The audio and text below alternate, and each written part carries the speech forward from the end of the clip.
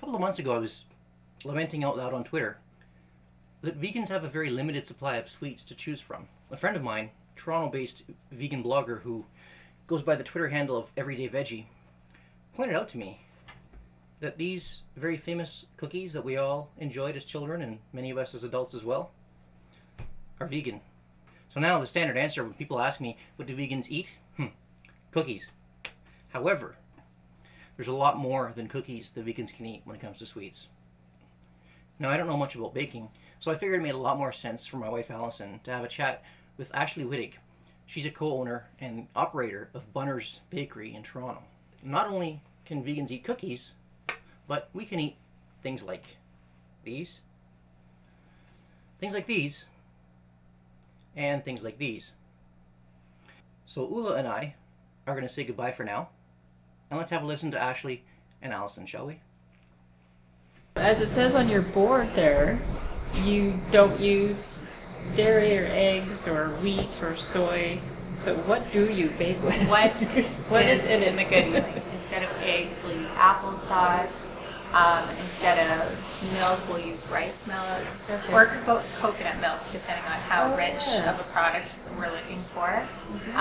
We use earth balance butter instead of regular butter. Instead of veganizing all your old recipes. Yeah, I started from scratch. Yeah.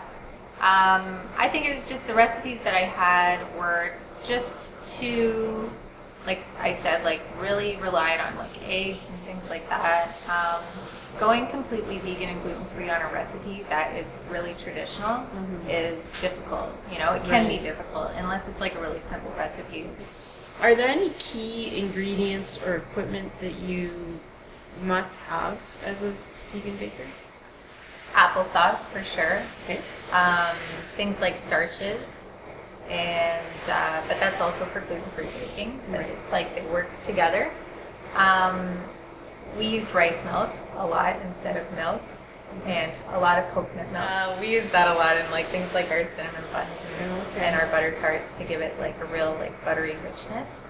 And we use Earth Balance buttery sticks, and also their shortening as well is terrific.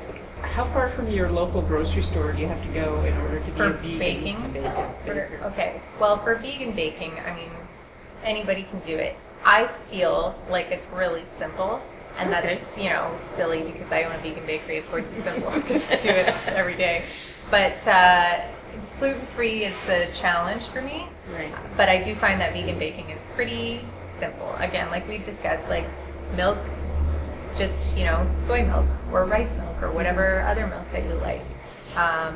You know, instead of eggs, you put some applesauce in there or something, you know. And instead of butter, you just get some Earth Balance buttery sticks. And in my neighborhood, you can find all those things right at the normal mainstream grocery store. So that's terrific. Yeah, so it's as easy as pie. But something easy, vegan cupcakes are as easy as pie. You just go and you can, you know, like Vegan Cupcakes Takes Over the World, for instance, by like Isa Chandra and Terry Romero. Like, that's a really cute book and very helpful. So does that mean that cakes don't fall? Well, no. The pleasure that it would give me for 5 minutes to eat pork chop is not worth the entire lifetime of cruelty that pig had to endure.